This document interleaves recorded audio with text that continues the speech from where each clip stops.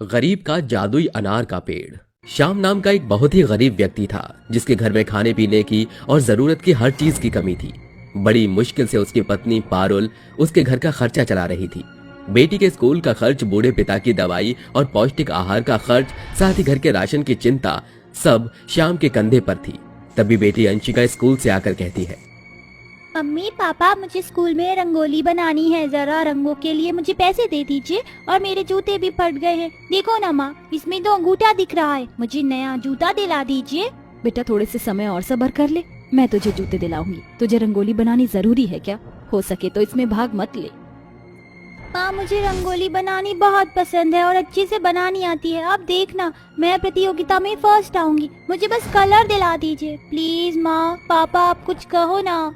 अरे हाँ पारुल, जाने दो ना अंशिका बिटिया को। कितने के आ जाएंगे कलर? मैं तुम्हें पैसे दे दूंगा। इतना परेशान मत हो अंशिका बेटा। कब है तेरा कंपटीशन? पिताजी, अगले हफ्ते ही कंपटीशन है। चिंता मत करो, तब तक मैं तुम्हारे लिए पैसे ले आऊंगा। तभी छड़ी के सहारे श्याम का पिता मोहन लाल आकर कहता है, बेटा, मेरे घुटने में बहुत दर्द होता है, थोड़ी दवाई वगैरह ले आ। आयुर्वेद वाला तेल लिया जिससे मालिश हो जाए, मेरे से तो चला ही नहीं जाता बेटा। फिक्र मत कीजिए पिताजी, मैं थोड़े दिनों में आपके लिए आयुर्वेदिक तेल और दवाई दोनों ले आऊंगा, जिससे सब ठीक हो जाएगा। बस अभी थोड़ी पैसों की तंगी चल रही है, सेठ जी पैसे देने में आनाकानी कर रहे हैं। पारुल, तुम समझ रही हो ना मैं क्या कहने की कोशिश कर रहा हूँ? आप फिक्र मत कीजिए, सब ठीक हो जाएगा। मैं आपकी बात समझ गई। आइए सब खाना खा लीजिए। खाने में बस रोटी और फीकी दाल है। अरे कोई बात नहीं बेटा, दे दे, वो भी बहुत है। 4 दिन बाद तो खाली प्याज से रोटी खानी पड़ेगी। ये कहते ही पारुल सबको खाना परोस देती है और सब खाना खा लेते हैं। 2-4 दिन ऐसे ही चलता है। वो कम कम सब्जी में ज्यादा रोटी खाकर अपनी भूख मिटाते थे। मजबूरन एक छोटी सी बच्ची को भी ऐसे ही खाना पड़ रहा था। 8 साल की अंशिका फिर से कहती है, मम्मी पापा, आपने कहा था मुझे कलर दिलाओगे, तो दिलाया क्यों नहीं? अभी तक मेरी क्लास में सब बच्चे रंगोली के लिए कलर खरीद के लिए आए थे। वो कह रहे थे तू झूठ बोलती है और तू रंगोली नहीं बनाएगी।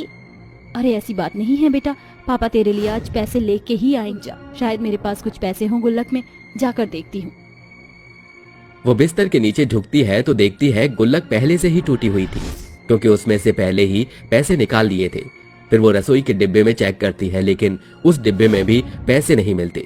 फिर वो थक कर कहती है, माफ कर दे बेटा, मुझे लगा इधर उधर कहीं पैसे होंगे, लेकिन 2-4 दिनों में हर जरूरत चीज के लिए पैसे निकाल लिए। आज तो घर में एक दाना खाने के लिए राशन नहीं है। मगर मैंने रंगोली कंपटीशन में हिस्सा नहीं लिया तो सब बच्चे मेरा मजाक उड़ाएंगे और फिर मैं आपसे बात नहीं करूंगी। ऐसा कहकर अंशिका रोते हुए दूसरे कमरे में चली जाती है। वहीं दूसरी ओर श्याम ट्रक में से बोरी उठाकर गोदाम में रख रहा था। अचानक से एक भारी बोरी उठाते हुए उसका हाथ छूट जाता है, जिससे चावल की बोरी फट जाती है। और इतना नुकसान देखकर सेठ कहता है, अरे श्याम, यह तूने क्या किया? 50 किलो की बोरी तूने यूं ही फाड़ दी। देख, सारे चावल जमीन पर गिर गए हैं, इसका हर्जाना तू भरेगा। ये काम ठीक से नहीं होता। 2 दिन पहले भी तूने यही सब किया था। मुझे ऐसे इंसान की कोई जरूरत नहीं है, इसलिए वो तुझे पिछले काम से निकाल दिया होगा जरूर। सेठ जी, मैं आपके आगे हाथ जोड़कर विनती करता हूँ, मुझे काम से मत निकालिए। मेरे घर पर बीवी, बच्चे और पिताजी भूखे हैं, घर पर राशन नहीं है। मुझे माफ कर दीजिए, मैं ये सब ठीक कर दूंगा, सारे चावल उठा दूंगा। मुझे तेरी अब एक भी नहीं सुननी। और हाँ, जो तेरे बचे हुए पैसे थे वो मैंने इस नुकसान में जमा कर लिए। अब बिना फूटी कौड़ी लिए यहाँ से निकल जा। श्याम उनके सामने गिड़गिड़ाता है, पर सेठ को कोई फर्क नहीं पड़ता और वो रोता हुआ श्याम घर वापस लौटकर अपनी पत्नी से कहता है, पारुल सब बर्बाद हो गया। ना मैं एक अच्छा पिता हूँ, ना मैं एक अच्छा पति हूँ, और ना ही बेटा। अरे अपने घर वालों के लिए मैं कुछ नहीं कर सकता। धिक्कार है मुझ पर, धिक्कार है। आप इतना परेशान क्यों हैं? क्या हुआ? हाँ बेटा, बता क्या हुआ? अरे मेरे हाथ से चावल की बोरी गिर गई और फट गई, इसलिए सेठ जी ने मुझे काम से निकाल दिया और पैसे भी काट लिए। मुझे माफ कर दीजिए। ना मैं आपकी इच्छा पूरी कर सकता, ना अपनी बेटी की। अरे संभाल बेटा, अपने आप को ऐसे हार मत मानो। भगवान ने चाहा तो सब ठीक हो जाएगा बेटा। ये कहकर मोहन अपने बेटे को दिलासा देता है। तभी दरवाजे पर एक रोता हुआ बच्चा आता है। उसकी आवाज सुनकर सब बाहर आ जाते हैं। क्या हुआ बेटा, आप रो क्यों रहे हो? कुछ चाहिए?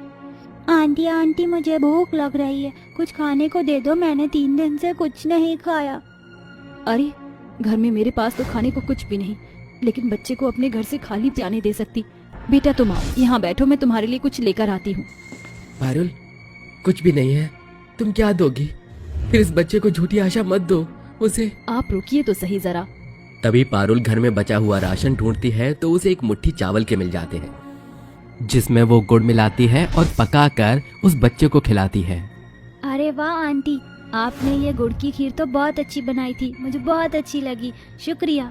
अरे इस सूखे सूखे पेड़ पर भी अनार था, तो आपने मुझे दिया क्यों नहीं? ये बच्चा क्या बात कर रहा है? इस अनार के सूखे पेड़ पर तो कुछ भी नहीं है, सिर्फ झाड़ के। बच्चे की बात सुनकर सभी लोग अनार के सूखे पेड़ को देखते हैं तो श्याम कहता है, बेटा तुम्हें गलतफहमी हुई है, ये सिर्फ सूखी झाड़ है, इस पर कोई अनार नहीं है। तभी वो बच्चा कूदकर अनार तोड़ता है और उसके हाथ में देता है। ये देखकर सभी हैरान हो जाते हैं और वो सूखा झाड़ भी एक हरा भरा अनार का पेड़ बन जाता है और बच्चा गायब हो जाता है। अरे अरे भला ये कैसे हो गया? और वो बच्चा कहाँ गया? तभी नैन नक्श वाला अनार कहता है, अब क्या मुझे यूं ही पकड़ के रखोगे? मैं एक जादुई अनार पेड़ का अनार हूँ, तुम चाहो तो मुझसे कुछ भी मांग सकते हो। श्याम जी, लगता है चमत्कार हो गया। वो सुना है ना आपने? पता नहीं किस रूप में आकर नारायण मिल जाएगा, निर्मल मन के दर्पण में फिर राम राम मिल जाएगा। हमारे घर की सारी मुसीबत आज। अरे वो तो ठीक है, पर मैं तुमसे कुछ मांगू कैसे? मुझे जमीन पर रखकर बोलो, जादुई अनार कर दे हमारा बेड़ा पार, कोई दे दे मुझे कोई उपहार, ये कहकर जो भी मांगोगे तुम्हें वो मिल जाएगा। तभी श्याम उस अनार को जमीन पर रखकर कहता है, हे जादुई अनार, कर दे हमारा बेड़ा पार, दे दे मुझे रसोई का सारा राशन भंडार। ये कहते ही अनार विशाल रूप में आकर जादू से उसे रसोई का सारा भंडार दे देता है, जिससे पूरा परिवार हैरान हो जाता है और उस अनार को खा लेता है। घर में सारा अनाज होने से पारुल स्वादिष्ट पकवान बनाती है जो पूरा परिवार भरपेट खाता है। अरे वाह, अरे बड़े दिनों बाद इतना स्वादिष्ट खाना खाया है।